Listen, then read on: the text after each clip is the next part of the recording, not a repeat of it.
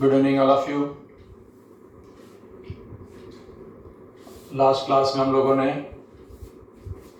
Thermal expansion में linear expansion और aerial expansion discuss कर लिया था। आई होप कि आपने रिवाइज कर लिया होगा। और अब हम लोग वॉल्यूम एक्सपेंशन में आगे बढ़ेंगे, वॉल्यूम एक्सपेंशन डिस्कस करेंगे। तो जैसे कि वॉल्यूम एक्सपेंशन के करस्पॉन्डिंग सबसे पहले हम लोग क्या डिफाइन करेंगे, coefficient of volume expansion. Coefficient of volume expansion या it is also sometimes called cubical expansion, gamma से रिप्रेजेंट करेंगे। तो सबसे पहले गामा की डेफिनेशन जैसा कि आपके पास अल्फा और बीटा की डेफिनेशन थी, लीनियर एक्सपेंशन, सरफेस एक्सपेंशन, उसी तरीके से वॉल्यूम एक्सपेंशन। तो हमारे पास कोई बॉडी है टेम्परेचर T1 पे, उसका वॉल्यूम क्या है, V1 है, और हमने टेम्परेचर बढ़ा दिया T2 कर दिया, तो उसका एक्सपेंशन हो गया। अब उसका फाइनल वॉल्यूम क्या हो गया, V2। तो जाहिर सी बात है यहाँ पे हम लोग change in temperature T2 minus T1 और जो चेंज इन वॉल्यूम हुआ that is V2 minus V1। तो क्या होगी डेफिनेशन गामा की, सेम डेफिनेशन, क्या बोलते हैं इसको हम लोग, what is this term, fractional change in volume. तो इसकी डेफिनेशन क्या आ जाएगी, fractional change in volume, delta V upon V है ना, चेंज अपॉन ओरिजिनल को हम क्या बोलते हैं, फ्रैक्शनल चेंज इन वॉल्यूम। तो ये हो जाएगा, गामा की डेफिनेशन हो गई fractional change in volume per unit change in temperature, पर डिग्री चेंज इन टेम्परेचर। तो इट इज सिमिलर डेफिनेशन, इसमें कोई नई बात नहीं है। और इस तरीके से बन जाएगा यहाँ से delta V is equal to V gamma delta T। जैसे आपने डेल्टा L डिफाइन किया था, डेल्टा L कैसे डिफाइन किया था, डेल्टा L था delta L is equal to L alpha delta T, और डेल्टा A था A बीटा डेल्टा T। तो यहाँ पे चेंज इन लेंथ हो गया, यहाँ चेंज इन एरिया हो गया, और यहाँ पे चेंज इन वॉल्यूम हो गया। और ये सिमिलर डेफिनेशन है। यूनिट भी देखा जाए तो गामा की क्या होगी, बिल्कुल सेम होगी जैसी आपकी अल्फा और बीटा की थी, सिमिलर क्वांटिटीज हैं। सिर्फ फर्क है कि इसमें हम लोग एक में लेंथ में चेंज देखते हैं, एक कहीं पे हम लोग एरिया में चेंज देखते हैं, और यहाँ पे हम लोग वॉल्यूम में चेंज देख रहे हैं।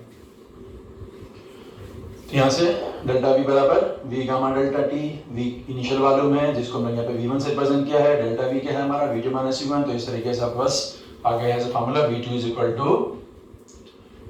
To V1 within bracket 1 plus gamma delta T। तो डेफिनेशन में कोई दिक्कत की बात नहीं है, समझ गया बात को। तो अब हम लोग, जाहिर सी बात है कि जब हम बॉडी का टेम्परेचर बढ़ा रहे हैं, उसका वॉल्यूम बढ़ रहा है, तो जब वॉल्यूम बढ़ रहा है तो उसके लीनियर पैरामीटर बढ़ रहे होंगे, उसका सरफेस वेट बढ़ रहा होगा, तभी तो वॉल्यूम भी बढ़ रहा है। तो यहाँ पे हम लोग सबसे पहले छोटा सा रिलेशन डेवलप कर सकते हैं। जैसे आपको याद होगा हमने रिलेशन डेवलप किया था किसके बीच में, अल्फा और बीटा के टर्म्स में, अल्फा और बीटा के बीच में रिलेशन लाए थे हम लोग। उसमें भी दो टाइप की बॉडीज हमने लिया था, आइसोट्रॉपिक बॉडीज एंड एनआइसोट्रॉपिक, इसके बारे में बता चुका आपको। तो अगर हम अल्फा और गामा के बीच में रिलेशन डेवलप करना चाहें, जैसा हमने अल्फा और बीटा के बीच में किया था, तो आइसोट्रॉपिक बॉडी के लिए ये हमको ड्राइव करने की जरूरत नहीं है। वहां पे हमने एक स्क्वायर लिया था, चूंकि सरफेस एरिया देखना था। तो आपको अगर अल्फा और गामा में रिलेशन लाना है तो आप एक क्यूब ले लेना साइड लेंथ L का, है ना। और इस तरीके से हर साइड का एक्सपेंशन होगा, वॉल्यूम का एक्सपेंशन होगा, वो रिलेशन आप आसानी से सेम टू सेम ड्राइव कर सकते हैं। तो इस पार्ट को मैं स्किप कर रहा हूँ। गामा इज क्या आ जाएगा, gamma is equal to 3 alpha. और जब आप तीनों रिलेशन को देखेंगे जिसमें beta is 2 alpha, gamma is 3 alpha, तो इन तीनों रिलेशन, इन दोनों को कंबाइन कर देंगे तो इस फॉर्म में इस रिलेशन को याद किया जाता है। कभी कभार alpha upon 1 is equal to beta upon 2 is equal to gamma upon 3। आप इससे तीनों के बीच में रिलेशन आप कभी भी डेवलप कर सकते हैं। तो आइसोट्रॉपिक बॉडी के लिए रिलेशन बिल्कुल डायरेक्ट काम करेगा, कभी भी यूज कर सकते हैं। उसी बॉडी के लिए अल्फा और गामा या बीटा और अल्फा में रिलेशन आपके सामने, beta is equal to alpha, gamma is equal to 3 alpha. अगर हमारे पास आइसोट्रॉपिक बॉडी ना हो, एनआइसोट्रॉपिक हो, एनआइसोट्रॉपिक बॉडी को डिफाइन किया था कि अलग अलग डायरेक्शन में टेम्परेचर बढ़ाने से अलग अलग डायरेक्शन में जो चेंजेस होंगे, जो एक्सपेंशन होगा वो अलग अलग होगा। तो यहाँ पे कोई रैंडम चेंज नहीं देख रहे हैं हम लोग। हम मान के अगर चलें कि हमारे पास, मान लीजिए कि क्यूबिकल बॉडी है, तो उसकी सो कॉल्ड एक्स में एक्सपैंड करने के लिए जो अल्फा है वो अल्फा एक्स है, वाई में एक्सपैंड करने के लिए वही चीज है, सपोज कर लो अल्फा वाई है, और z में एक्सपैंड करने के लिए उसका जो लीनियर कोएफिशिएंट है वो अल्फा z है। तो हम ड्राइव कर सकते हैं आसानी से, जो ज़रूरत नहीं है हमें अभी वर्क करने की, कि जो क्यूबिकल एक्सपेंशन होगा, जो वॉल्यूम एक्सपेंशन होगा gamma, that will be given by alpha x plus alpha y plus alpha z। ये क्वेश्चन पूछा गया है कंपटीशन में पहले भी, आप इसको ध्यान से समझ लीजिए। तो ये थ्योरी पार्ट नोट कर लीजिए, जैसे बेसिक बातचीत है बिल्कुल, क्योंकि अब हम बात करेंगे एप्लीकेशन की।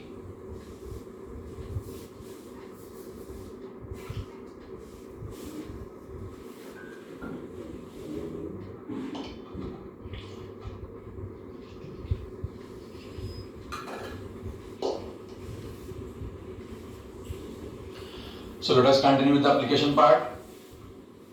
एप्लीकेशन में जो पहला पॉइंट मैंने यहाँ पे मेंशन किया है, hollow and solid bodies expand equally. मैंने पहले बताया था, सरफेस वाले एग्जांपल में बताया था कि अगर हम यहाँ पे एक मेटल प्लेट ले लें और उसके अंदर क्या करते हैं हम लोग, एक होल बना दें, और अगर हम इसका टेम्परेचर बढ़ाएं तो हम क्या एक्सपेक्ट करते हैं, नॉर्मली हमारी थिंकिंग कहते हैं कि जो है मेटल एक्सपैंड करेगा तो होल जो कॉन्ट्रैक्ट कर जाएगा। तो ये चीज सही नहीं है, बेसिकली पूरी बॉडी का एक्सपेंशन होता है। इसी तरीके से मैंने आपको बता रहा हूँ फिर से, ये पहले बताया था कि अगर हमारे पास सेम मटेरियल का सेम रेडियस का एक सॉलिड स्फीयर है और एक हॉलो स्फीयर है, तो जाहिर सी बात है कि हॉलो में भी तो अल्टीमेटली मेटल है ना यहाँ पे, तो मेटल एक्सपेंड करेगा तो जो हॉलो पार्ट है वो भी एक्सपेंड करेगा। तो इसका मतलब क्या हुआ कि सॉलिड हो चाहे हॉलो, मेटल एक्सपेंड करेगा तो जो हॉलो पोर्शन है वो भी एक्सपेंड करेगा। जैसा मैंने आपको समझाया था कि अगर आपने गिलास है तो गिलास भी मेटल का, मतलब ये कहने का मतलब कि चाहे वो गिलास का बना हो चाहे किसी मेटल का बना हो, तो मेटल एक्सपेंड करेगा तो जो गैप है जहाँ पे पानी भरा जाएगा वो स्पेस भी एक्सपेंड करेगा। तो हॉलो पोर्शन का और सॉलिड पोर्शन का वॉल्यूम हो चाहे सरफेस हो, क्या होता है, बिल्कुल वैसे ही बढ़ता है जैसे कि सॉलिड का इंक्रीज होता है। तो इसमें कोई डाउट नहीं, आपको ध्यान में बैठा लेना होगा ध्यान से। ओके,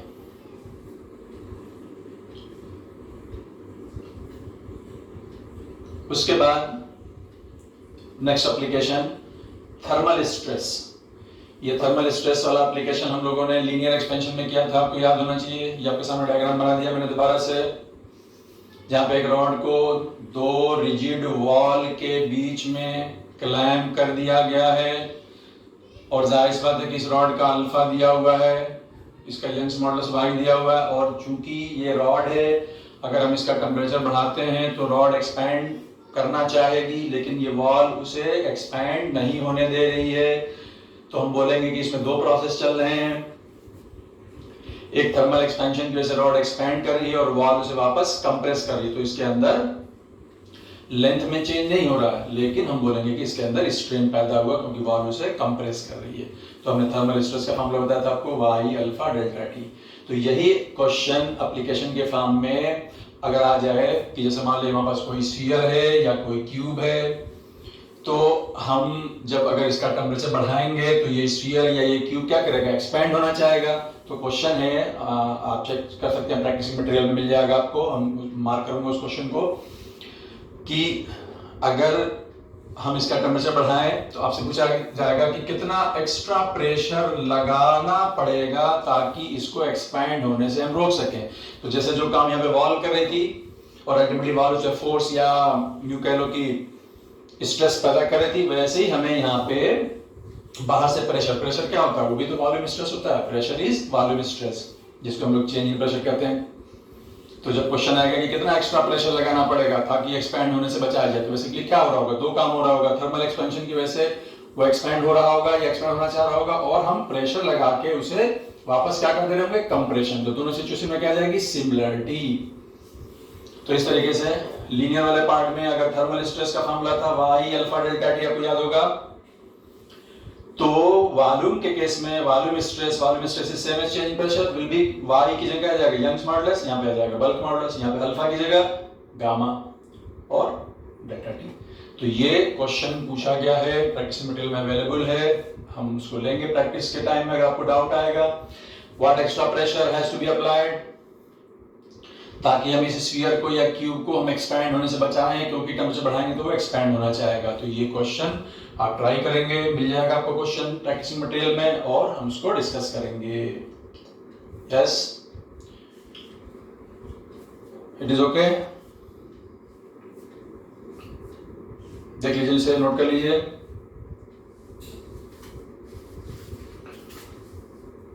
उसके बाद will go for the next application, differential heating. फिर से देखिए, ये डिफरेंशियल हीटिंग का कॉन्सेप्ट हमने लीनियर एक्सपेंशन में भी लिया था, जहां पे ये बताया गया था डिफरेंशियल हीटिंग में, डिफरेंशियल का मतलब है डिफरेंस। तो हमने बताया था वहां पे कि हमारे पास दो रॉड हैं, हमारे पास दो रॉड हैं, यहाँ पे हमने डायरेक्टली इसको क्वेश्चन के फॉर्म में डिस्कस किया है। कॉन्सेप्ट वही है, सिर्फ हमने डिस्कस किया था लीनियर में, अब हम इसको अप्लाई करना चाह रहे हैं वॉल्यूम में, बस इतना ही डिफरेंस है। तो क्या था मामला वहां पे, देखिए ध्यान से। आपके पास एक रॉड है L1 लेंथ की, इसका कोफिशिएंट है अल्फा 1, दूसरी रॉड है सपोज कर लो L2 लेंथ की और इसका कोफिशिएंट है अल्फा 2। हमने बताया कि इन दोनों रॉड का डिफरेंस है ना, इन दोनों रॉड की लेंथ में एक डिफरेंस है। और हमको ये बताया गया था कि हम अगर टेम्परेचर को बढ़ाएं तो दोनों रॉड की जो लेंथ का डिफरेंस है वो चेंज नहीं होता। तो क्यों चेंज नहीं होता, तो क्या मतलब हुआ इसका सीधा मतलब हुआ कि जब हमने टेम्परेचर को बढ़ाया तो जितना एक्सपेंशन इसमें हुआ उतना ही एक्सपेंशन इसमें हो गया, जितना एक्सपेंशन इसमें हुआ उतना ही एक्सपेंशन इसमें हो गया। तो इसका मतलब इसको मैं क्या कहा था, delta L1 is equal to delta L2, और यहां से आपके पास आ गया था relation L1 alpha 1 is equal to L2 alpha 2, याद है।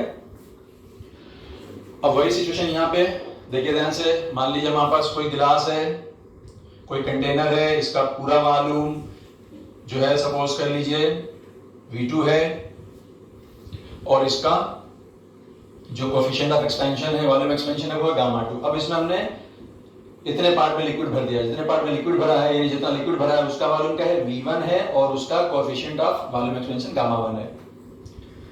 तो आप यहां देखो कि जो यहाँ पे एयर है, जो यहाँ पे एयर है वो क्या है, बेसिकली जो एयर का वॉल्यूम है, जो एयर का वॉल्यूम है बेसिकली वो गिलास यानी फ्लास्क का वॉल्यूम और लिक्विड के वॉल्यूम का वो क्या है, डिफरेंस है।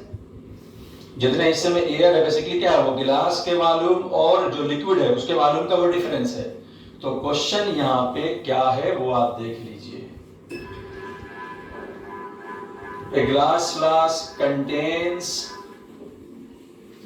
300 सेंटीमीटर क्यूब ऑफ मरकरी, यानी यहाँ पे आपको एक चीज का वॉल्यूम आ गया मरकरी का। कितना मरकरी का वॉल्यूम है, 300 centimetre cube mercury. It is found that the volume of air in the flask remains same.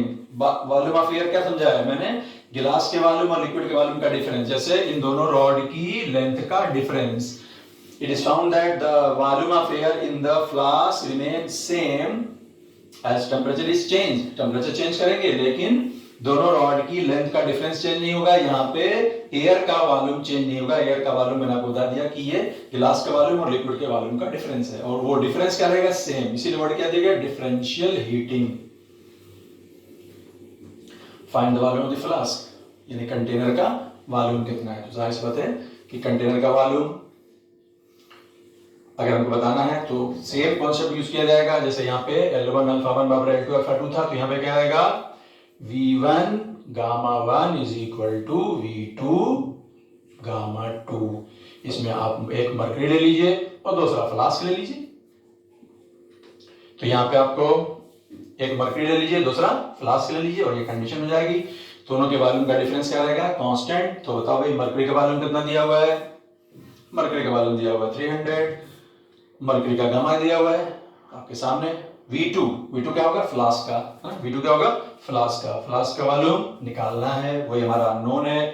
और एंड व्हाट इज गामा 2, यानी फ्लास्क का, कंटेनर का coefficient of volume expansion.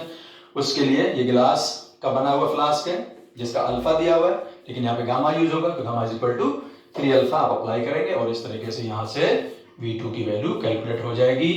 V2 is equal to V1 कितना है, V1 है 300 multiplied by gamma 1 कितना है, gamma 1 है 1.8 इंटू 10 पावर -4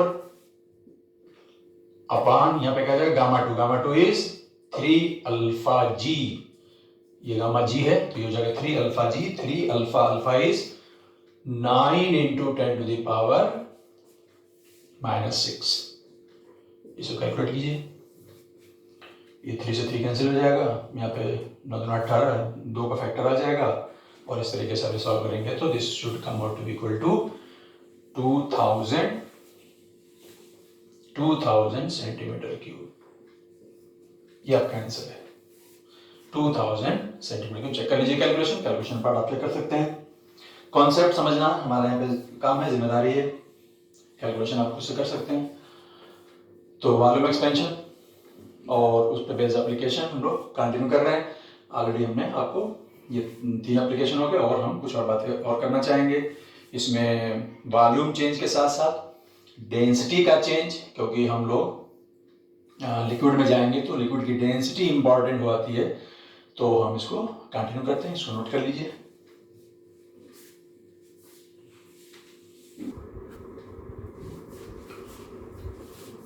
तो हम लोगों ने एप्लीकेशंस वॉल्यूम एक्सपेंशन के ऑलरेडी डिस्कस कर लिए हैं, जिसमें आपको डिफरेंशियल हीटिंग का कॉन्सेप्ट समझाया, थर्मल स्ट्रेस का समझाया, और उसके बाद हम लोग बताएंगे वॉल्यूम एक्सपेंशन की। जहाँ पे हम बात कर रहे हैं तो जाहिर सी बात है कि वॉल्यूम खास से लिक्विड के केस में जाएंगे, सॉलिड में भी रहेगा, लिक्विड में खास से वॉल्यूम से ज़्यादा डेंसिटी पे एम्फेसिस होती है। आप जानते हैं फ्लूइड मैकेनिक्स पूरा जो है जिसमें देखेंगे तो लिक्विड की डेंसिटी का ज़्यादा यूज़ है वहाँ पे। सॉलिड की डेंसिटी का भी यूज़ है लेकिन लिक्विड की डेंसिटी का ज़्यादा यूज़ है। तो इसलिए यहाँ पे जहाँ पे वॉल्यूम चेंज की हम बात कर रहे हैं, टेम्परेचर के साथ वॉल्यूम एक्सपेंशन होगा तो हम देखेंगे कि डेंसिटी में चेंज आएगा। तो ये छोटी सी हेडिंग आपके सामने नोट कर लीजिए, change in density due to change in temperature. Change in density, volume change होगा तो डेंसिटी चेंज होगी। तो कोई भी आप सब्सटेंस ले लेंगे, कोई सब्सटेंस ले लीजिए, लिक्विड ले लीजिए, जैसे सॉलिड ले लीजिए, उसका मास तो फिक्स रहता है। तो मास फिक्स है तो मान लो कि एक इनिशियल टेम्परेचर पे उसका वॉल्यूम क्या है, V1 है, और उसकी डेंसिटी क्या है, ρ1 है। तो मास तो फिक्स रहेगा लेकिन वॉल्यूम V1 है, डेंसिटी ρ1 है, volume into density that is mass. अब अगर मैं टेम्परेचर चेंज कर दूं तो उसका वॉल्यूम चेंज हो गया, वॉल्यूम चेंज हो गया तो डेंसिटी भी चेंज हो गई, लेकिन मास क्या रहेगा, कांस्टेंट। तो क्या लिखा जा सकता है, V1 ρ1 is equal to V2 ρ2। तो जाहिर सी बात है कि हम यहाँ से क्या कैलकुलेट करना चाहते हैं, हम यहाँ से ρ2 कैलकुलेट करना चाहते हैं, ρ1 के टर्म्स में देखना चाहते हैं कि डेंसिटी क्या चेंज हुई। जाहिर सी बात है कि वॉल्यूम अगर बढ़ेगा तो डेंसिटी घटेगी, तो फार्मूला यहीं से आ जाएगा। देखिए यहाँ पे अगली लाइन में लिख लीजिए, V1 ρ1 को ऐसे रहने दो, V2 what is V2, V2 is V1 within bracket 1 plus gamma delta T. Definitely real gamma यहाँ पे हो रहा है, ठीक है ना।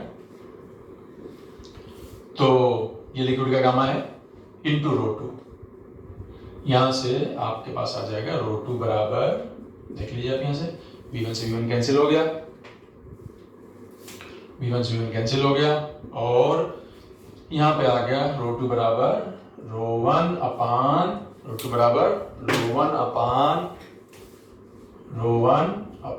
1 प्लस गामा डेल्टा टी। तो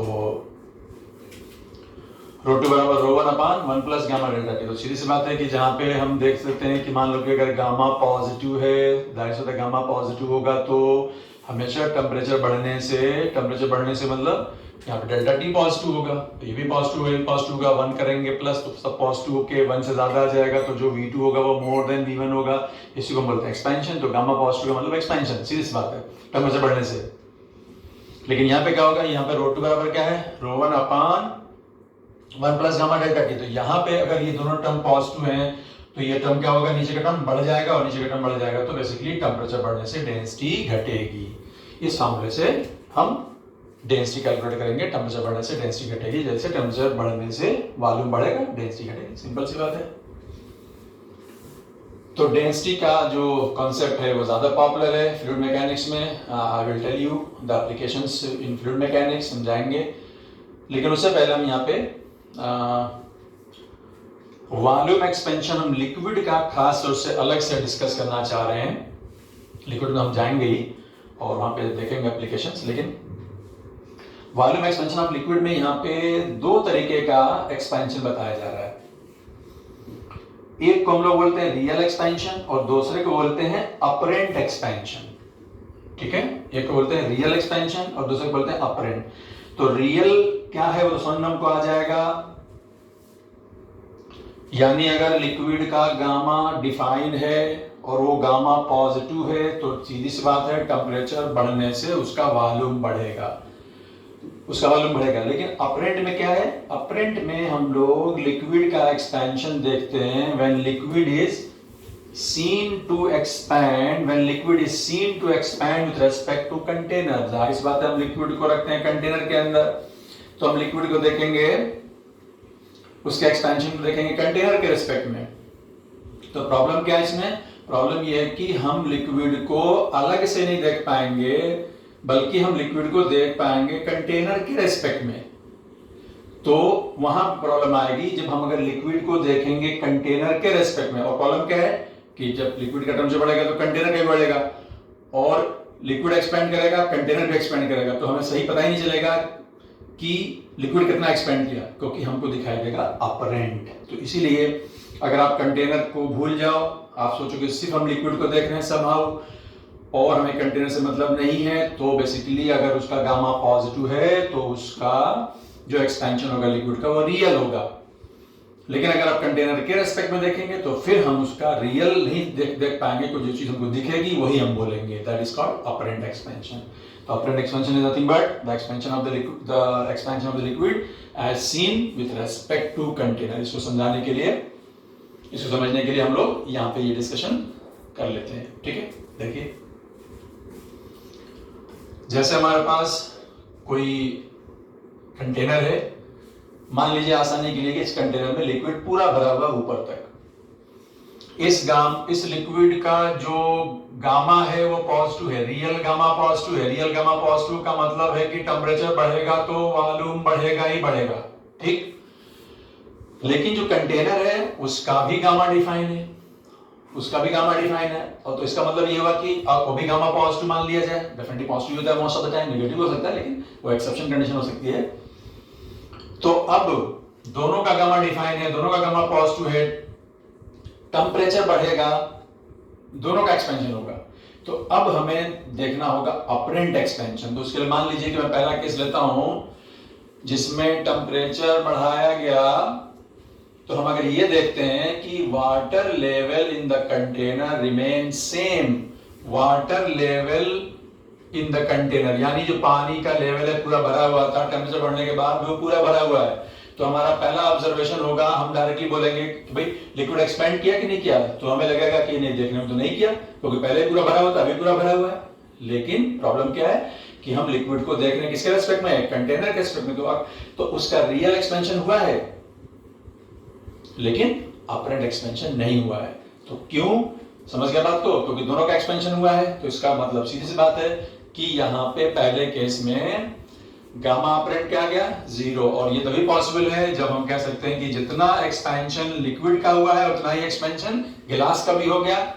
तो गिलास के रेस्पेक्ट में, कंटेनर के रेस्पेक्ट, लिक्विड के लेवल में कोई फर्क नहीं है। तो सीधी सी बात है यहाँ पे गामा अपरेंट 0 का मतलब है कि जो गामा लिक्विड है रियल उसका वो गामा सॉलिड के बराबर है, यानी जब दोनों बराबर हैं तो हमारा गामा अपरेंट क्या है, 0। तो बेसिकली गामा अपरेंट की डेफिनेशन क्या बन गई, gamma real minus gamma solid, gamma real liquid का माइनस गामा कंटेनर का, ठीक है। अब जब दोनों बराबर होंगे तो क्या होगा, अपरेंट गामा क्या है, 0। अपरेंटली में दिखा देगा कि लिक्विड का वॉल्यूम नहीं बढ़ा है। तो ये फार्मूला छोटा सा हमारे किसी काम का हो सकता है एक न्यूमेरिकल क्वेश्चन के पॉइंट ऑफ व्यू से। Gamma apparent equal to gamma liquid real वाला माइनस गामा सॉलिड। अब इसी पॉइंट ऑफ व्यू से अगर हम ये देखते हैं कि अगर गामा रियल गामा सॉलिड से ज्यादा है तो यहां से गामा अपरेंट क्या है, पॉजिटिव, यानी हमें दिखाई देगा कि कंटेनर के एस्पेक्ट में लिक्विड का वॉल्यूम बढ़ेगा। तो क्या होगा, अगर वो पहले से लिक्विड पूरा भरा हुआ था और कंटेनर के एस्पेक्ट में लिक्विड का वॉल्यूम बढ़ेगा तो क्या होगा, लिक्विड क्या कर जाएगा, ओवरफ्लो कर जाएगा। तो अगर लिक्विड ओवरफ्लो करता है तो हमें लगेगा हाँ यार ये तो जो है जो लिक्विड है वो बेसिकली एक्सपेंड किया है, लेकिन हम वो एक्सपेंशन देख रहे हैं कंटेनर के रेस्पेक्ट में, तो that is called apparent. Apparent देख रहे, रियल तो हो ही रहा था लेकिन कंटेनर का भी हो रहा था, इसलिए हमें अपरेंटली दिखाई देगा। और अगर हमारा गामा रियल गामा सॉलिड से कम होगा यानी लिक्विड का एक्सपेंशन कम हो रहा होगा तो उस सिचुएशन में गामा अपरेंट क्या आएगा, निगेटिव आएगा, है ना, निगेटिव आएगा, और हमें लगेगा कि लिक्विड का जो वॉल्यूम है वो घट गया है, एक्चुअली में नहीं घटा है कंटेनर के रेस्पेक्ट में, क्योंकि कंटेनर का एक्सपेंशन ज़्यादा हो गया और लिक्विड कम हो गया बेचारा, ऐसा लग रहा है लिक्विड कम हो गया, लेकिन वो अपरेंटली हुआ है तो लिक्विड लेवल क्या करेगा, डिक्रीज करेगा और हमें लगेगा अपरेंट कि लिक्विड एक्सपैंड होने के बजाय कॉन्ट्रैक्ट किया है और उसका काम अपरेंट क्या है, निगेटिव है। तो मेरे ख्याल से ये डिस्कशन आपको समझ में आ गया होगा, ध्यान समझ लीजिए, कोई मुश्किल नहीं है और उसके ऊपर कोई बहुत सारा एप्लीकेशन नहीं, एक क्वेश्चन की पॉसिबिलिटी है, मैंने उसको यहाँ पे लिख दिया है, एक क्वेश्चन यहाँ पे पूछा गया, पॉपुलर क्वेश्चन है, तो please see this question, note कर लीजिए इसे। The apparent coefficient of expansion of a liquid when heated in a copper vessel is C, ये apparent है, and when heated in a silver vessel, यानी उसी liquid को अगर सिल्वर वेसल में हीट करते हैं तो उसका जो अपरेंट आएगा कोएफिशिएंट वो आएगा S। If A is the coefficient of linear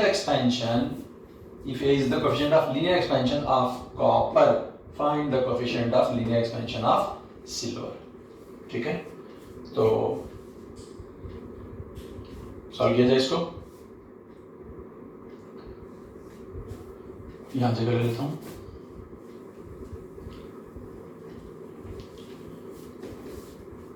तो इसका सॉल्यूशन बहुत आसान सा होगा। The apparent coefficient of expansion of liquid, क्या डेफिनेशन है अपरेंट एक्सपेंशन की? अपरेंट एक्सपेंशन की डेफिनेशन है gamma apparent is equal to gamma real minus gamma solid.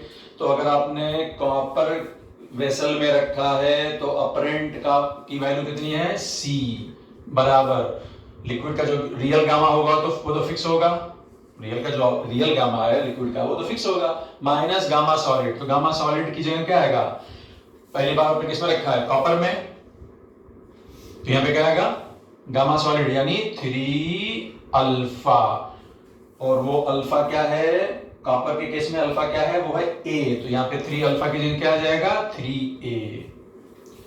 Apparent expansion is equal to real gamma minus gamma solid, और solid के लिए हम यहाँ पे क्या यूज कर रहे हैं 3A, अल्फा की जगह A।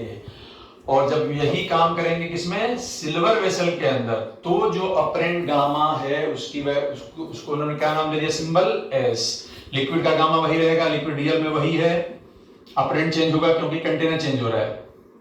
यहां पे आएगा, सपोज कर लो कि हमसे पूछा जा रहा है coefficient of linear expansion of silver, तो सिल्वर का मान लिया जाए कि B है कोएफिशिएंट ऑफ लीनियर एक्सपेंशन, तो यहाँ पे गामा आना चाहिए, गामा की जगह अल्फा के फॉर्म लिखेंगे अल्फा। यहाँ पे B क्या है, B जो है वो लीनियर एक्सपेंशन है किसका, सिल्वर का, यही हमें निकालना है।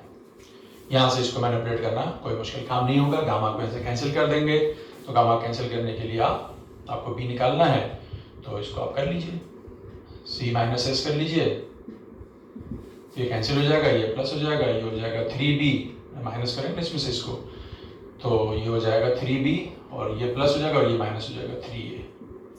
इस तरीके से 3B बराबर C माइनस S, और ये जाके प्लस 3A हो जाएगा, प्लस 3A। यहाँ से आपको वैल्यू आ गई B की, B बराबर C minus S plus 3A upon 3।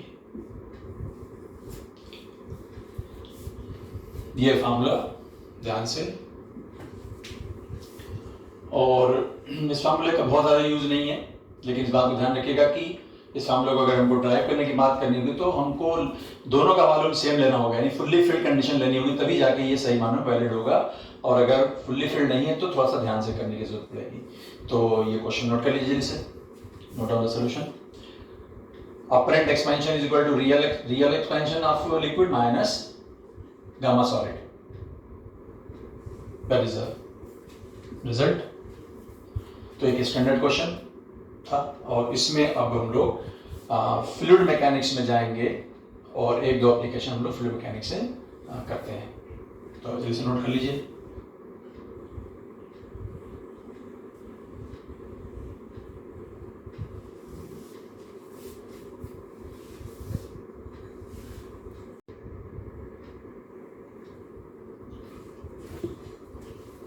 Okay, so volume expansion के एप्लीकेशन हम लोग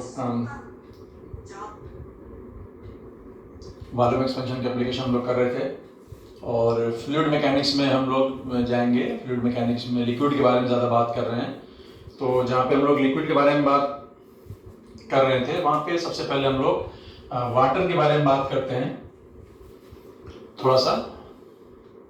and we discuss a small point, anomalous behaviour of water in the 0 to 4 degree Celsius की जो रेंज है, इस रेंज में जो वाटर का बिहेवियर है वो एनॉमलस है। एनॉमलस का मतलब एक तरीके का एबनॉर्मल कह सकते हैं, या जैसे रूटीन से हट के, मतलब जैसे हम सोचते हैं, क्या सोचते हैं भाई कि टेम्परेचर बढ़ने से क्या होना चाहिए, वॉल्यूम बढ़ना चाहिए। नॉर्मल बिहेवियर ही हमारा यही है, टेम्परेचर बढ़ने से वॉल्यूम बढ़ता है। लेकिन वाटर का जो है 0 से 4 डिग्री सेल्सियस के बीच में जब हम टेम्परेचर बढ़ाते हैं तो वॉल्यूम बढ़ता नहीं है। आप ये भी कह सकते हैं कि 0 से 4 डिग्री सेल्सियस के बीच में जो गामा होगा वाटर का वो निगेटिव होगा। ये एक नॉर्मल बिहेवियर से हट के बिहेवियर, एक्सेप्शनल बिहेवियर ही है।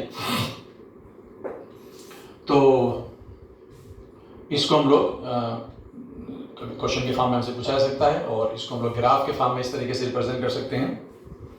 जैसे अगर हम उसका ग्राफ बनाए, मान लीजिए कोई लिक्विड वाटर ले लिए, थोड़ा सा एक सैंपल ले लीजिए उसका, और हम क्या करें कि वॉल्यूम और टेम्परेचर का ग्राफ बनाएं। डिग्री सेल्सियस में बनाते हैं, सेंटीग्रेड में, डिग्री सेल्सियस में।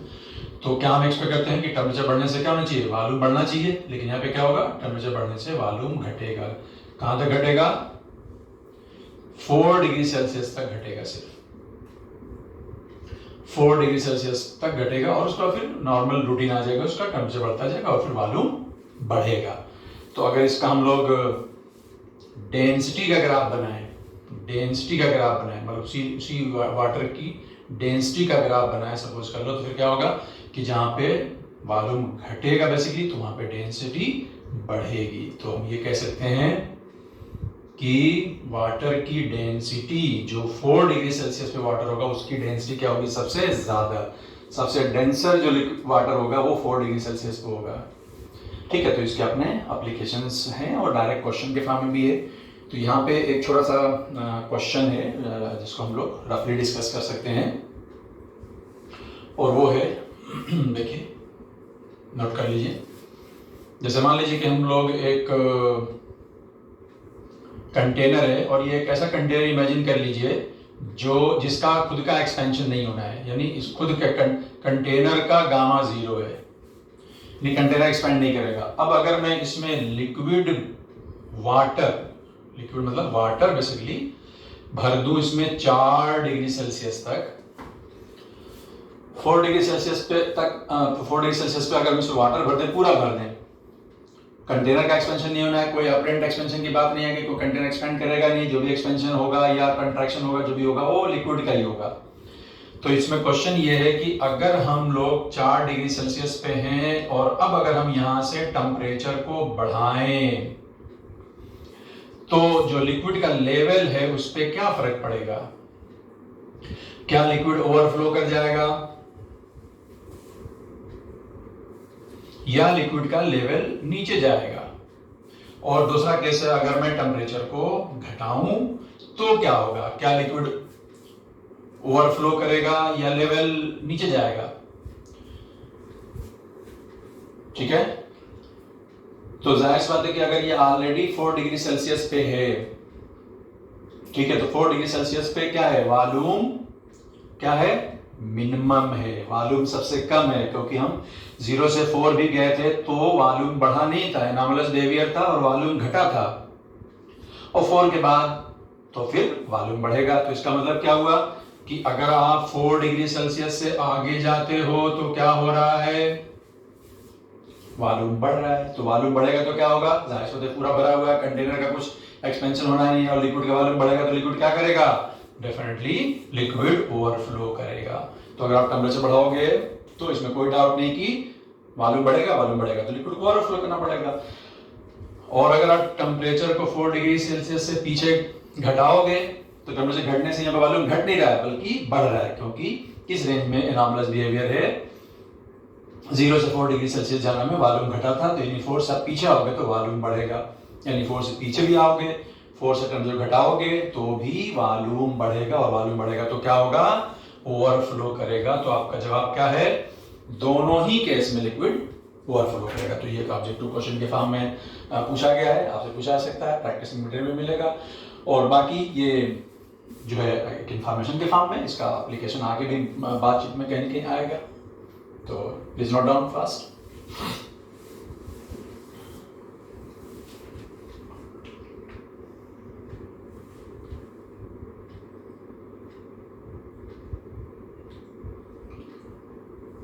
उसके बाद हम लोग आगे बढ़ेंगे और अब हम लोग एप्लीकेशन लेंगे वॉल्यूम एक्सपेंशन के, और उसके करस्पॉन्डिंग जो डेंसिटी में चेंज है, डेंसिटी में चेंज का फॉर्मूला बताया था। दोनों ही सिचुएशन को हम लोग आगे बढ़ाएंगे। और फ्लूइड मैकेनिक्स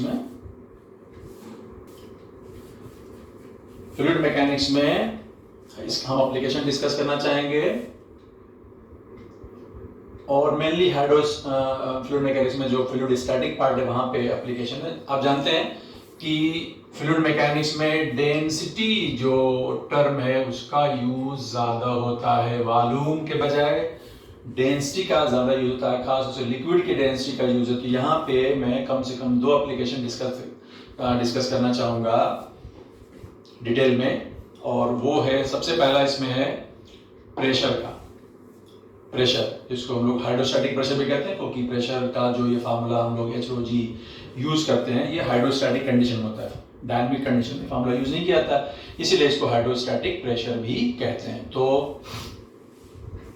यहाँ पे एप्लीकेशन जो है हाइड्रोस्टैटिक प्रेशर के 2 टाइप के आ सकते हैं हमारे पास। जैसे लिक्विड है, मान लीजिए लिक्विड भरा गया है कंटेनर के अंदर, लिक्विड की डेंसिटी ρ1 है, और जाहिर सी बात है लिक्विड का गामा होगा, कुछ गामा, लिक्विड गामा दिया होगा, और h1 हाइट तक लिक्विड भरा गया है। तो जाहिर सी बात है कि जो इनिशियल प्रेशर होगा बॉटम पे, सपोज कर लीजिए बॉटम पे जो इनिशियल प्रेशर होगा बॉटम पे वो कितना होगा, that will B h1 ρ1 g।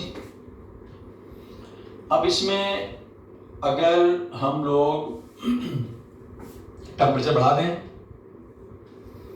अब अगर हम लोग टेम्परेचर बढ़ा दें तो जाहिर सी बात है कि आप देखने वाली बात क्या है कि इसमें जी तो कांस्टेंट है, ρ1 चेंज हो सकता है क्योंकि लिक्विड का गामा दिया हुआ है, ρ1 चेंज होकर के ρ2 बन जाएगा। ρ2 का फॉर्मूला आपको बताया था, याद है आपको ρ2 का फॉर्मूला, ρ2 बराबर ρ1/1 प्लस गामा डेल्टा टी। यहाँ पे मैं मिटा दिया बोर्ड पर से, ρ2 चेंज हो जाएगा कंपल्सरी, और लिक्विड की हाइट चेंज हो जाएगी, लिक्विड की हाइट चेंज हो जाएगी। तो एक तो ρ1 चेंज होकर के ρ2 बन गया, और हाइट भी चेंज हो जाएगी। तो ρ2 के लिए तो मेरे पास डायरेक्ट फार्मूला है ρ1/1 प्लस गामा डेल्टा टी, लेकिन हाइट के लिए डायरेक्ट फार्मूला नहीं होगा, क्योंकि अब इसमें यह भी देखना पड़ेगा कि लिक्विड एक्सपेंड किया है, और ये जो कंटेनर है ये भी तो एक्सपेंड करेगा, उसका एरिया भी बढ़ जाएगा। तो अब हमें लिक्विड की जो हाइट h2 होगी, डेफिनेटली अगर h2 पता चल जाए तो मेरा फार्मूला आ जाएगा h2 ρ2 जी। ρ2 मैं कैलकुलेट कर चुका हूं, और S2 कैसे कैलकुलेट किया जाएगा, तो S2 कैलकुलेट करने में मैं 2 पॉसिबिलिटी ले रहा हूं। पहली पॉसिबिलिटी क्या है कि मैं अगर ये मान लूं कि भाई कंटेनर का एक्सपेंशन नहीं होगा, ये आसान सिचुएशन हो गई, कंटेनर का एक्सपेंशन नहीं होगा। तो जब कंटेनर का एक्सपेंशन नहीं होगा तो जाहिर सी बात है जो भी लिक्विड एक्सपैंड करेगा वो सीधा जो है साइड में तो बढ़ेगा नहीं, सीधा ऊपर ही तो बढ़ेगा। तो आप डायरेक्टली लिक्विड का, तो इसका कंटेनर का एरिया कितना है, ए है, ठीक है। तो हाइट h2 कैसे निकालेंगे, तो जाहिर सी बात है कि आप हाइट h2 निकालने के लिए डायरेक्टली निकाल सकते हो कि it's a kind of linear expansion, लेकिन लिक्विड का हम लोग लीनियर एक्सपेंशन की वजह वॉल्यूम एक्सपेंशन ज्यादा बोलना सही लगता है हमें। तो जो फाइनल वॉल्यूम होगा लिक्विड का V2, वो लिख सकते हो V2 बराबर क्या लिखोगे, V2 बराबर V1 within bracket 1 plus gamma delta T, और जो ये V2 है ये लिक्विड का वॉल्यूम है, बेस तो एरिया बढ़ा नहीं, तो जाहिर है तो इसी V2 का आप क्या लिखोगे, A into H2, area into height, ये फाइनल वॉल्यूम हो गया। और इसी तरीके से इनिशियल वॉल्यूम क्या था, इनिशियल वॉल्यूम था A इंटू H1, ये जो एरिया है वो बेस का एरिया है, कंटेनर का एरिया है, और कंटेनर एक्सपेंड नहीं किया है तो वो एरिया वही रहेगा, तो area into height, area into height, area जो बेस का वो चेंज हुआ नहीं, लेकिन लिक्विड की हाइट चेंज हो गई क्योंकि लिक्विड का वॉल्यूम चेंज हुआ। तो यहाँ से आ जाएगा A into H2 बराबर A into H1 with in bracket 1 plus gamma delta T।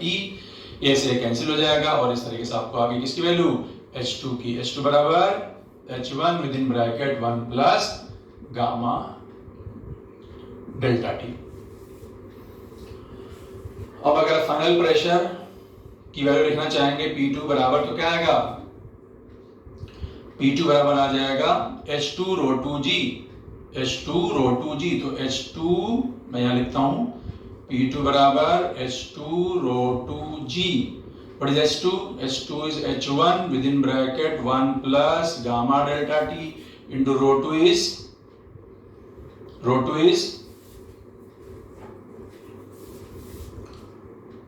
Row 1 upon 1 plus gamma delta T into G। तो आप देखेंगे कि ये 1 plus gamma delta T 1 plus gamma delta T से कैंसिल हो गया और आपका जवाब क्या आ गया, H1 रो 1G, यानी ये हो गया P1 के बराबर। इसका मतलब है कि प्रेशर में चेंज नहीं आया। तो ऐसा कैसे हो गया, प्रेशर में चेंज नहीं आया? क्योंकि हम चाहते तो इस तरीके से सॉल्व करने के बजाय हम डायरेक्टली सोचते कि एरिया भी चेंज नहीं हुआ है, तो जो बॉटम पे प्रेशर होगा that will be directly equal to what, weight of the liquid upon area. Area fix है, वेट भी फिक्स है, एरिया फिक्स है, वेट भी फिक्स है। मास तो चेंज नहीं होगा ना भाई, वॉल्यूम चेंज होगा, हाइट चेंज होगी, ये होगा वो होगा, लेकिन वेट तो चेंज नहीं होगा। तो इसलिए हम चाहते तो ये इतना डिटेल में नहीं जाते, ये आपको डिटेल मैंने समझाया क्योंकि इसकी जरूरत में पड़ सकती है। लेकिन हमारा यहाँ पे शॉर्टकट मेथड ये होता कि जो प्रेशर है वो चेंज नहीं होगा, क्योंकि प्रेशर एट द बॉटम के लिए फॉर्मूला यूज कर सकते हैं सीधा, टोटल वेट जो बॉडी का है वही फोर्स के फॉर्म में लगता है। फ्लूइड मैकेनिक्स पार्ट में हम डिस्कस किया था। क्योंकि ये सिमेट्रिकल वेसल है, तो सीधा जो लिक्विड का सारा वेट है वो कहां पहुंच रहा है, बॉटम पहुंच रहा है। तो प्रेशर क्या होगा, वेट यानी फोर्स अपॉन एरिया। तो इस लॉजिक से भी हम समझा सकते हैं कि अगर कंटेनर एक्सपेंड नहीं कर रहा है, ठीक है, अगर कंटेनर एक्सपेंड नहीं कर रहा है तो जाहिर सी बात है कि आपको डायरेक्टली वेट अपॉन एरिया कर देना होगा। अब ये क्वेश्चन देखिए, अब इस क्वेश्चन में मैंने जो है बेसिकली क्या लिया है, वो केस लिया है जहां पे कंटेनर जो है वो एक्सपैंड भी करेगा। अब कंटेनर एक्सपैंड करेगा तो जाहिर सी बात है कि एरिया बढ़ जाएगा। तो अब जो नया प्रेशर होगा, आपसे पूछा जाएगा ए थिन वॉल्ड सिलेंडर होना चाहिए यहाँ पे, ए थिन वॉल्ड सिलेंडर या cylindrical vessel, thin wall cylinder of linear coefficient alpha, यानी इसका सिलेंड्रिकल वेसल का लीनियर कोएफिशिएंट दिया हुआ है, यानी वो एक्सपैंड करने वाला है। Linear coefficient alpha contains liquid of volume expansion gamma, liquid का वॉल्यूम एक्सपेंशन गामा दिया हुआ है। उसमें कुछ हाइट तक लिक्विड भरा होगा, H1 हाइट तक भरा होगा, H1 हाइट नहीं दी हुई, डायरेक्टली उन्होंने बोल दिया the pressure at the bottom is P, the pressure at the bottom is P if temperature is increase by delta T. अगर हम टेम्परेचर बढ़ाएंगे तो जाहिर सी बात है कि लिक्विड भी एक्सपेंड करेगा, कंटेनर भी एक्सपेंड करेगा, उसका एरिया भी एक्सपेंड करेगा। कंटेनर की हाइट से कोई मतलब नहीं कि लिक्विड को यहाँ पे ओवरफ्लो की हम बात नहीं कर रहे हैं, वो केस हम नहीं लेके चलेंगे, क्योंकि इसमें ये नहीं दिया कि लिक्विड जो पूरा भरा हुआ बिल्कुल ऊपर तक तो ओवरफ्लो कर सकता है, इस बात का डाउट रहेगा, लेकिन यहाँ पे वो केस नहीं सोचेंगे हम लोग। तो the pressure bottom is P if temperature is increased by delta T। अब टेम्परेचर को हमने बढ़ा दिया, what is the new pressure at the bottom, what is the new pressure at the bottom। तो जाहिर सी बात है कि अब इसको सॉल्व करने का हमारे पास फिर से दो तरीका होगा, जैसे यहाँ पे मैंने बताया था दो तरीका। तो हम लोग आसान कौन सा रहेगा इसमें से आसान रहेगा मेरे ख्याल से वेट वाला जो प्रोसेस है, क्योंकि लिक्विड ओवरफ्लो नहीं किया तो लिक्विड का वेट फिक्स रहेगा। तो जाहिर सी बात है कि मैं इनिशियल प्रेशर को क्या लिख सकता हूं, इनिशियल प्रेशर को लिख सकता हूं simply mg upon a, you call it a1 क्योंकि एरिया चेंज होने वाला है, mg अपॉन a1। और जब आप टेम्परेचर बढ़ा देंगे तो जाहिर सी बात है कि जो प्रेशर हो जाना चाहिए कितना होना चाहिए, mg upon a2, mg upon a2। Cylinder का शेप चेंज नहीं होगा, सारा लिक्विड का वेट बॉटम पे ही आएगा और बॉटम पे जाके प्रेशर अप्लाई करेगा। प्रेशर का फॉर्मूला फोर्स अपॉन एरिया, और यहां पे आ जाएगा simply mg upon a2। What is a2? a2 is a1 with in bracket 1 plus 2 alpha delta t। और व्हाट इज P2 बराबर? P2 बराबर mg upon a1। mg upon a1 क्या था? Original pressure, that is P अपान में क्या आ जाएगा 1 plus 2 alpha delta T. ये आपका आसान मेथड से हो गया। आप चाहो तो उसको सेकंड मेथड से भी कर सकते हो, लेकिन ये आसान है इसलिए अब मैं सेकंड वाला मेथड को स्किप कर देता हूं, ठीक है ना। ये आसान हमारा मेथड है, नहीं तो फिर उसको इस मेथड से भी किया जाएगा, नोट कर लीजिए। तो ये आसानी से, अगर आपको यहाँ पे अल्फा की नंबर वैल्यू दी जाएगी, ओरिजिनल प्रेशर आपको पता ही है, डेल्टा टी आपको दिया जाएगा, तो अगर आपको प्रेशर ये था तो जाहिर सी बात है आप देखोगे कि यहाँ पे प्रेशर क्या हो गया, नॉर्मली अगर सब चीजें प्लस हैं तो आप देखोगे कि प्रेशर जो क्या कर जाएगा, डिक्रीज कर जाएगा। तो यहाँ पे क्वेश्चन आपको मिलेगा प्रैक्टिसिंग मटेरियल में, आप चेक कर लीजिएगा।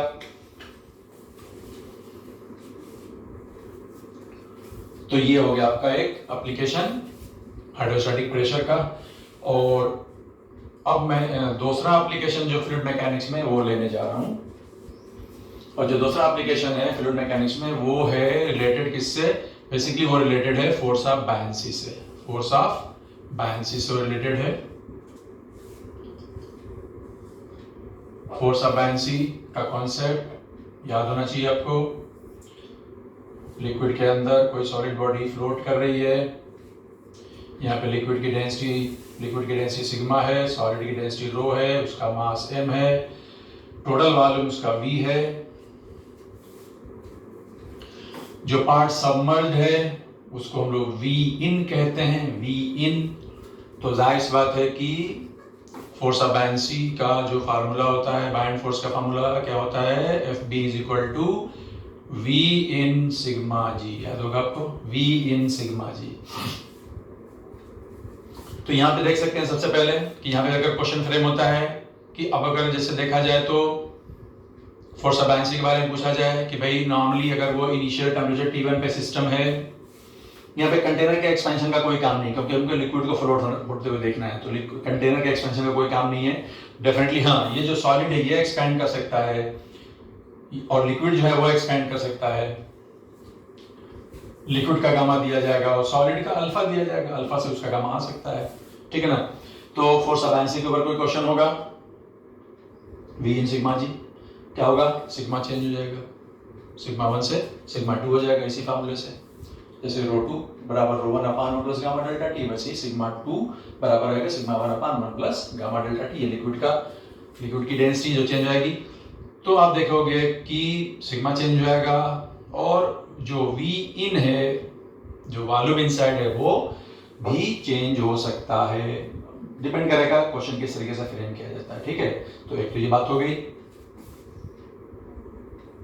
अब इसको अगर देखा जाए, मान लीजिए मैं इक्विलिब्रियम की इक्वेशन लिखता हूं, इक्विलिब्रियम को हम लोग फ्लोटेशन भी कहते हैं ना, फ्लोटेशन, इक्विलिब्रियम को फ्लोटेशन भी कहते हैं। तो इक्विलिब्रियम कंडीशन में जाहिर सी बात है कि फोर्स ऑफ बायंसी किससे बैलेंस होता है, वेट से बैलेंस होता है। वेट नीचे काम करता है और फोर्स ऑफ बायंसी ऊपर काम करता है, और इक्विलिब्रियम कंडीशन दोनों एक दूसरे से बैलेंस करते हैं। इसको हम लोग लिखते हैं V इन सिग्मा g बराबर V, इसको लिख सकते हैं mg, या इसको लिख सकते हैं V रो g। तो अब डिपेंड करते हुए कि क्या क्या चीज है, कैसे क्वेश्चन के फॉर्म में पूछा जाना है। mg एज ए होल देखोगे तो mg कांस्टेंट रहेगा।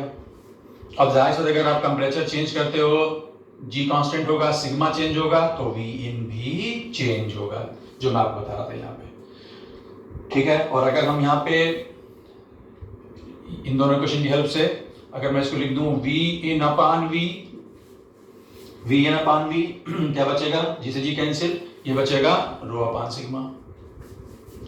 इस टर्म को हम लोग क्या बोलते हैं, इस टर्म को बोलते हैं fraction of volume submerged, fraction of volume inside the liquid. तो फ्रैक्शन चेंज होगा, उसके ऊपर क्वेश्चन आ सकता है, फ्रैक्शन चेंज हो जाएगा तो जाहिर सी बात है कि यहाँ पे इनिशियल जो फ्रैक्शन होगा F1 वो होगा रो 1 सिग्मा 1, बाद में जो फ्रैक्शन होगा वो क्या हो जाएगा F2 बराबर रो 2 सिग्मा 2, तो रो 1 से रो 2 हो जाएगा, सिग्मा 1 से सिग्मा 2 आ जाएगा। तो इस तरीके से जो यहाँ पे क्वेश्चन की पॉसिबिलिटी है, मैं आपको यहाँ पे बहुत सारे क्वेश्चन नहीं दे रहा हूँ और मैं एक्सपेक्ट करता हूँ कि प्रैक्टिस मटेरियल में आपको मिलेगा, आप उसे ट्राई करेंगे, दिक्कत नहीं आएगी, और अगर आती है तो उसे डाउट सेशन में हम क्लियर करने की कोशिश करेंगे definitely.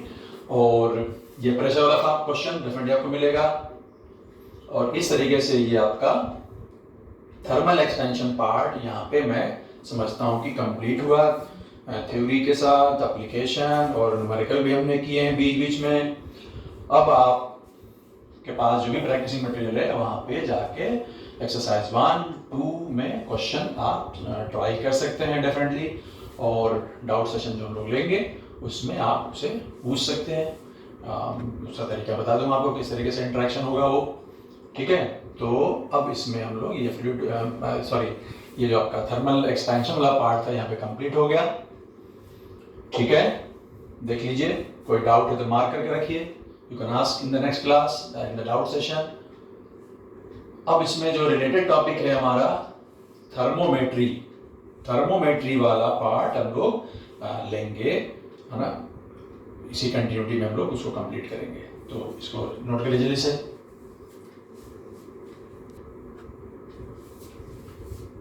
Okay, so we completed thermal expansion part, and as I told you, a related topic यहाँ पे थर्मोमेट्री थर्मल एक्सपेंशन से रिलेटेड है, और बेसिकली थर्मोमेट्री का की जो डेफिनेशन है वहाँ पे सामने है। Thermometry is nothing but thermometry deals with the measurement of temperature, यानी टेम्परेचर को मेजर करने का प्रोसेस है। जैसे कि हमने डिफाइन किया था टेम्परेचर को, मैंने बताया था कि टेम्परेचर की बहुत एक प्रिसाइज डेफिनेशन हमारे पास नहीं है, तो जाहिर होता है उसको मेजर करना भी हमारे लिए आसान नहीं होगा, उसको हम डायरेक्टली मेजर भी नहीं कर सकते। टेम्परेचर बहुत सारी फिजिकल क्वांटिटीज हैं जिनको हम डायरेक्टली मेजर नहीं करते, इनडायरेक्टली मेजर करते हैं। तो यहाँ पे भी इनडायरेक्टली मेजर करने का तरीका अडॉप्ट किया जाएगा। तो सबसे पहले थर्मोमेट्री की डेफिनेशन आपके सामने, thermometry deals with measurement of temperature, ठीक है। उसके बाद दूसरा वर्ड यहाँ पे क्या आ गया, थर्मोमीटर्स। थर्मोमीटर्स क्या है भाई, definitely the devices which can be used to measure temperature, device, apparatus, उन्हीं को लोग थर्मामीटर कहते हैं।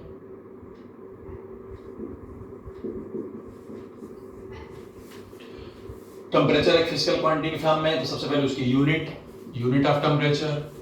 यहाँ पे यूनिट ऑफ टेम्परेचर के लिए एक और वर्ड यूज किया जाता है स्केल्स ऑफ टेम्परेचर, क्योंकि टेम्परेचर राइज करता है तो एक स्केल बनाते हैं और उसको हम मार्क करते हैं 5 डिग्री 10 डिग्री 20 डिग्री, तो वो एक स्केल के फॉर्म में दिखाया जाता है, इसलिए यूनिट्स को हम लोग यहाँ पे स्केल्स भी कहते हैं। तो व्हाट आर द यूनिट्स, बहुत सारे यूनिट हैं टेम्परेचर की, आप देखेंगे डेली लाइफ में हमारे पास टेम्परेचर मेजर करने के डिग्री सेल्सियस है, फ़ारेनहाइट है, आप देखेंगे कि मोस्टली जिसे हम लोग फीवर वगैरह मेजर करते हैं फ़ारेनहाइट में मेजर करते हैं। और आमतौर से एटमॉस्फेरिक टेम्परेचर के बारे में बात चलती है, जब गर्मी के दिनों में हम बोलते हैं बहुत टेम्परेचर बहुत ज़्यादा बढ़ गया, तो वहाँ पे फ़ारेनहाइट के बजाय डिग्री सेल्सियस ज़्यादा पॉपुलर है।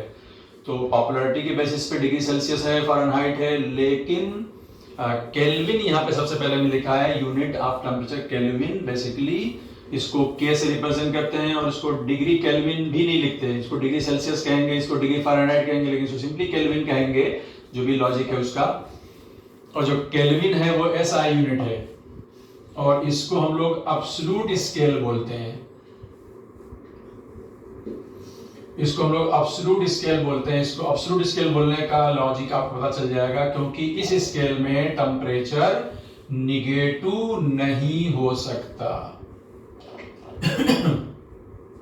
इस स्केल में टेम्परेचर जो है वो निगेटिव नहीं हो सकता, यानी 0 से स्टार्ट होगा और 0 से आगे बढ़ेगा 1 2 3 4 जो भी जहां तक भी जाए, और यहाँ पे जो है वो डिग्री सेल्सियस में हो चाहे फ़ारेनहाइट में, यहाँ पे टेम्परेचर निगेटिव भी आ सकता है।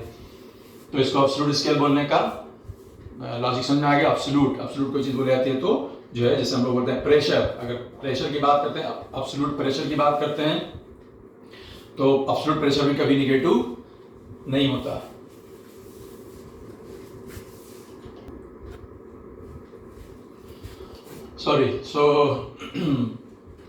यूनिट ऑफ टेम्परेचर की बात हो रही थी, जिसको हम लोग स्केल ऑफ टेम्परेचर बोलते हैं।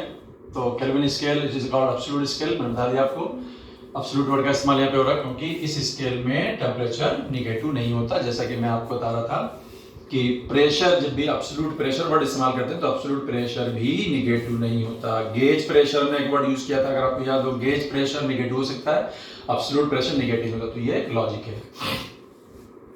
केल्विन यहाँ पे एसआई यूनिट है, और एसआई यूनिट जो भी होती हैं, जैसे 1 सेकेंड कितना होता है, 1 मीटर कितना होता है, तो इसी तरीके से 1 केल्विन की क्या डेफिनेशन है, ये एकेडमिक पर्पस का है। आप इसको नोट करना चाहें तो नोट कर सकते हैं। What is the definition of 1 Kelvin? 1 Kelvin is defined as 1/273.16 part of temperature of triple point of water. Basically यहाँ पे ट्रिपल पॉइंट ऑफ वाटर को इंट्रोड्यूस करना पर्पस था। तो जो 1 केल्विन है, that is basically 1/273.16 part of temperature of triple point of water. What is triple point of water? The temperature at which all the 3 states, water के तीनों state, कौन से? आइस, वाटर और वाटर वेपर, तीनों क्या कर सकती हैं? कोएग्जिस्ट कर सकती हैं। ये हम आगे डिस्कस करके आपको बताएंगे। बेसिकली देखा जाए तो जो ट्रिपल पॉइंट ऑफ वाटर है, basically it is triple point of water, it is basically equal to 273.16 kelvin. तो what is triple point of water? यानी temperature of triple point of water is 273.16 Kelvin. तो what is 1 Kelvin from equal to? तो definitely बन जाएगा 1/273.16 into triple point of water। यानी कि जो temperature है ट्रिपल पॉइंट ऑफ वाटर का, temperature of triple point of water, समझ के बात को? तो ये है, तो ट्रिपल पॉइंट ऑफ वाटर कितना है? 273.16 केल्विन, ध्यान रखिएगा, है ना। और बाद में हम लोग अभी डिफरेंट जो यूनिट्स हैं, जिसको हम लोग डिफरेंट स्केल्स बोलते हैं, तो डिफरेंट स्केल में रिलेशन भी डिस्कस करेंगे। राइट, ये डेफिनेशन नोट हो गई? ओके, अब हम लोग बात करेंगे प्रिंसिपल ऑफ थर्मोमेट्री। थर्मोमेट्री या थर्मोमीटर्स, यानी थर्मोमीटर को डिजाइन करने का, यानी टेम्परेचर को मेजर करने का क्या प्रोसेस होना चाहिए, क्या सिचुएशन होनी चाहिए। तो उसके लिए उसका बेसिक प्रिंसिपल, जो भी डिवाइस होती है तो एक प्रिंसिपल पे काम करती है। तो उस प्रिंसिपल को यहाँ पे थर्मोमेट्री कहते हैं। तो उस प्रिंसिपल का बेसिस क्या होगा? तो उस प्रिंसिपल का बेसिस क्या है? वो ये है कि हम यहाँ पे देख सकते हैं कि there are certain physical properties, physical quantities कह सकते हो, ऑफ ए सिस्टम। कोई सब्सटेंस है, सिस्टम उसको कह रहे हैं, कोई सब्सटेंस है, उसकी हम कोई एक ऐसी फिजिकल क्वांटिटी ले लें which vary linearly with temperature, यानी कि जो फिजिकल क्वांटिटी हो टेम्परेचर के साथ लिनियरली वेरी करेगी। इसका मतलब क्या होगा? टेम्परेचर बढ़ता जाएगा, उस क्वांटिटी की वैल्यू बढ़ती जाएगी। तो इसका मतलब क्या होगा कि उस क्वांटिटी की वैल्यू जितनी ज्यादा दिखाई देगी, इसका मतलब कि उसका टेम्परेचर भी उतना ज्यादा होगा। सीरीज बात हो गई।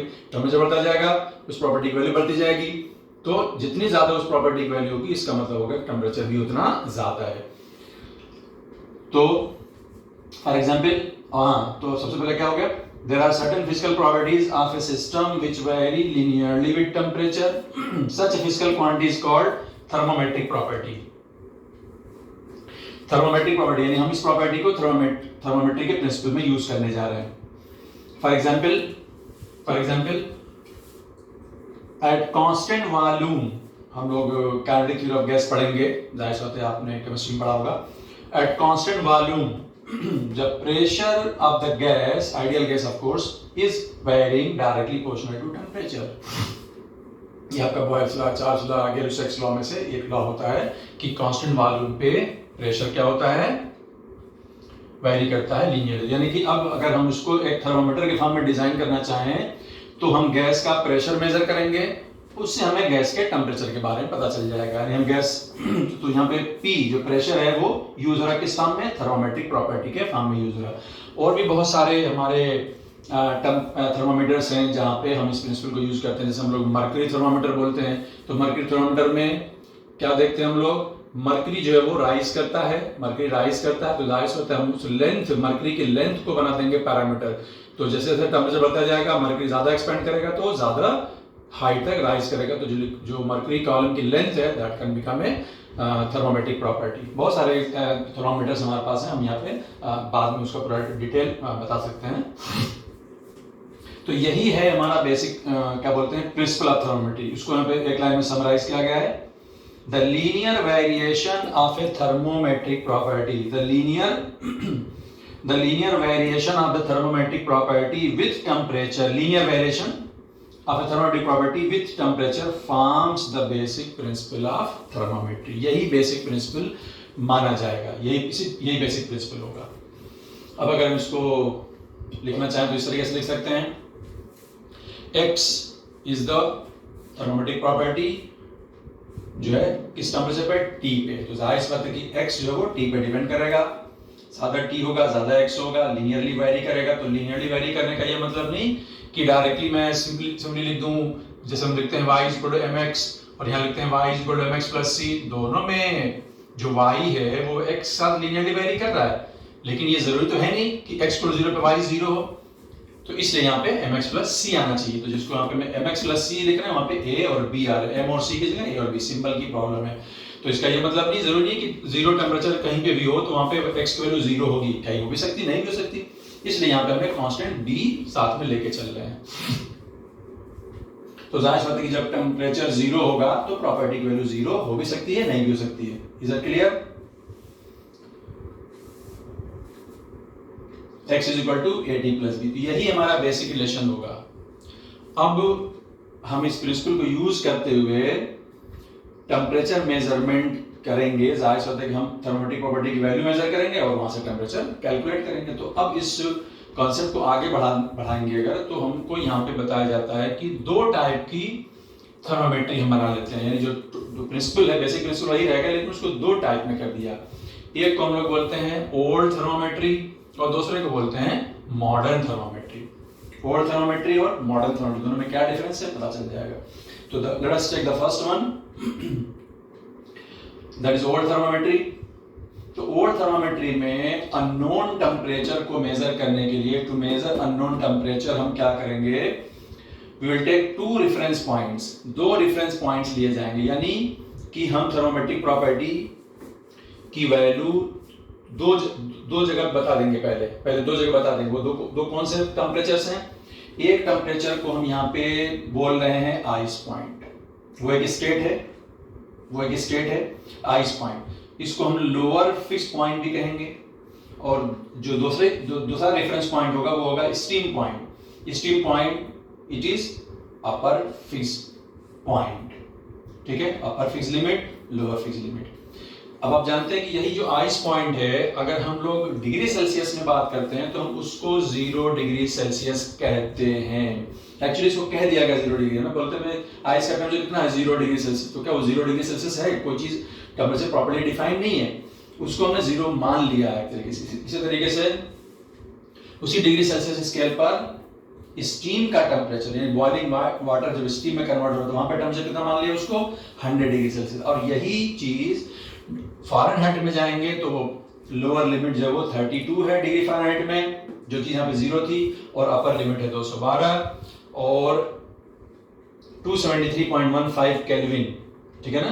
तो आप ये कह सकते हैं यहाँ पे सीधी सी बात है कि 0 degree Celsius is same as 32 degree Fahrenheit is same as 273.15 Kelvin. तो 0 डिग्री सेल्सियस इज 273.15 केल्विन।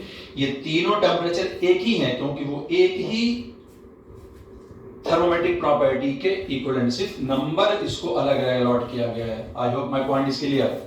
इसी तरीके से यहाँ पे 100 डिग्री सेल्सियस और यहाँ पे 212 फ़ारेनहाइट, यानी 100 degree Celsius is same as 212 Fahrenheit, that is same as 273.16 kelvin. तो ध्यान रखिएगा, रिलेशन हम बाद में फिर और डेवलप करेंगे इसको। तो ओल्ड थर्मोमेट्री में हम किस तरीके से अननोन टर्म से मेजर करेंगे, उसके लिए हम इस बेसिक प्रिंसिपल को यूज करते हैं। ठीक है, इसको मिटा देता हूं।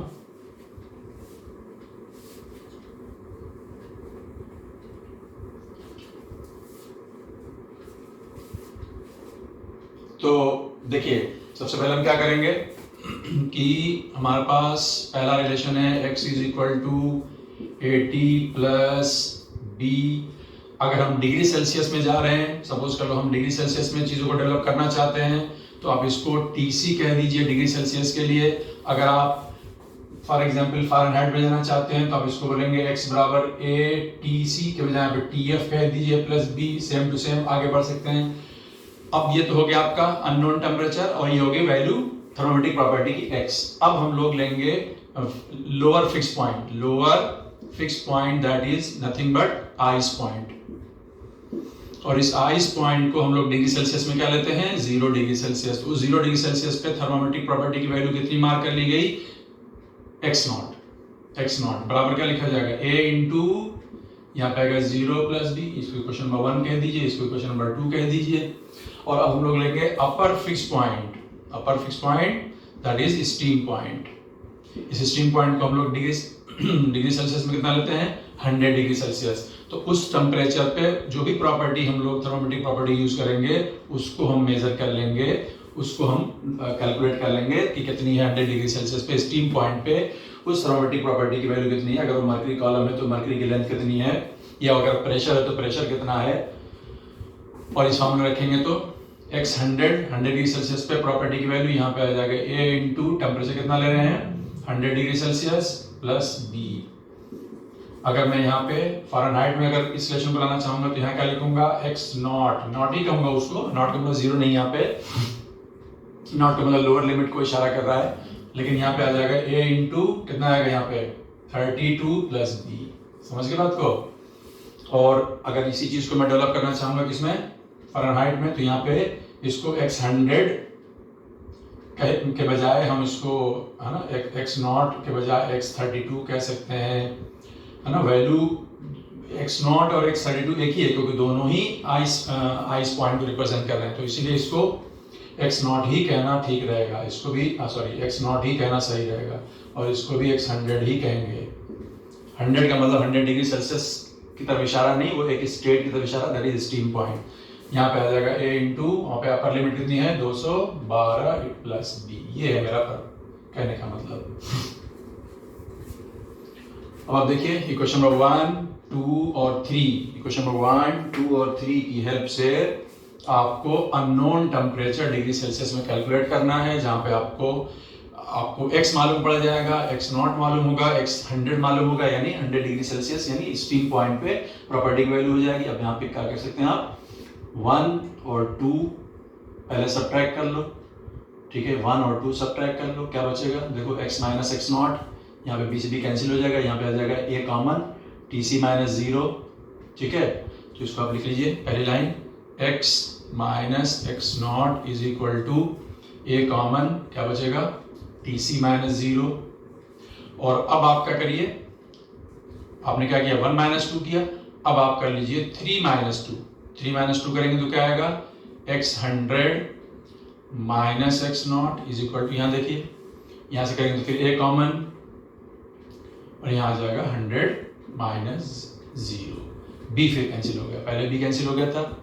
अब आप इन दोनों को डिवाइड कर देंगे, जब इन दोनों को डिवाइड कर देंगे तो ये रिलेशन आ जाएगा, यहाँ से दोनों को डिवाइड कर दो, a से कैंसिल हो जाएगा,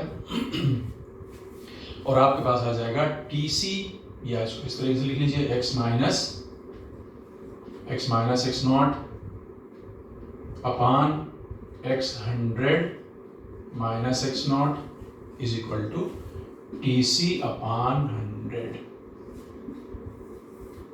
TC अपान 100।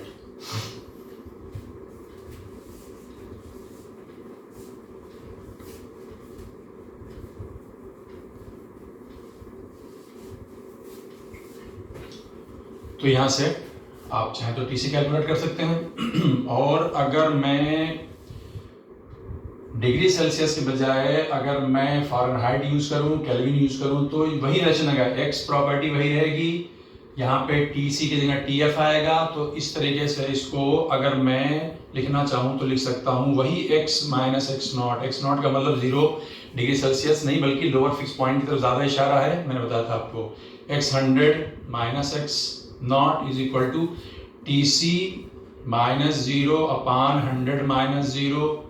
लेकिन अगर आप डिग्री सेल्सियस के बजाय अगर फ़ारेनहाइट में जाएंगे तो यहाँ पे टी एफ आएगा, टी एफ माइनस 0 की जगह 32 आएगा अपान 100 की जगह यहाँ पे 100 माइनस 0 है, 100 की जगह 212 आएगा माइनस 32 आएगा। या कोई और नेक्स्ट लेते हैं, कोई अननोन स्केल लेते हैं, मैं से मान लीजिए केल्विन स्केल लेते हैं, तो क्या आएगा टी के माइनस यहाँ पे क्या आएगा 273.15 अपान यहाँ पे क्या आएगा 373.15 माइनस 273.15। और अगर कोई और अननोन स्केल है, आप उसको कुछ भी नाम बोल दिए, z अननोन स्केल है माइनस, वहां पे लोअर फिक्स लिमिट क्या है, लोअर फिक्स पॉइंट आपको बताया जाएगा कि उस स्केल पे आइस पॉइंट के करस्पॉन्डिंग क्या टेम्परेचर अलॉट किया जाएगा, 10 डिग्री, 5 डिग्री, -5 कुछ भी अलॉट किया सकता है।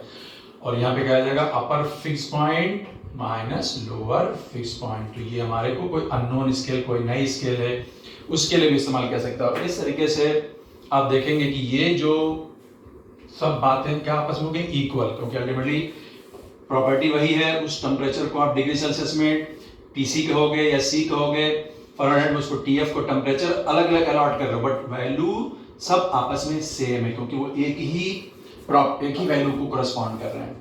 तो ये जो रिलेशन है ये डिफरेंट टेम्परेचर स्केल में रिलेशन के फॉर्म में यूज किया जाएगा। रिलेशन बिटवीन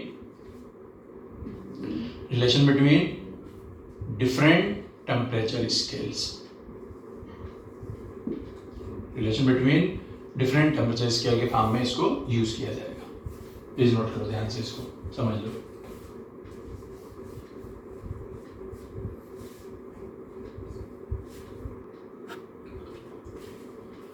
ओके, नोट हो गया।